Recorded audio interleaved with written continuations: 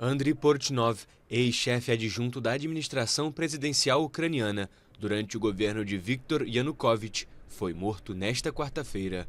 O ex-deputado ucraniano foi alvo de tiros do lado de fora de uma escola americana em Pozuelo de Alarcón, uma área rica perto de Madrid.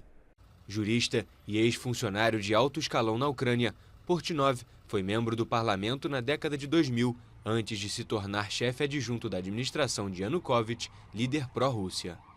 Após a queda do ex-presidente, Andriy Portnov fugiu do país e se estabeleceu no território russo e depois na Áustria, antes de retornar à Ucrânia após a eleição presidencial de Volodymyr Zelensky em 2019.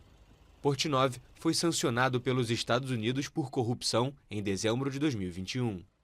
O país o acusa de usar sua influência para comprar acesso aos tribunais ucranianos e influenciar suas decisões. Qual?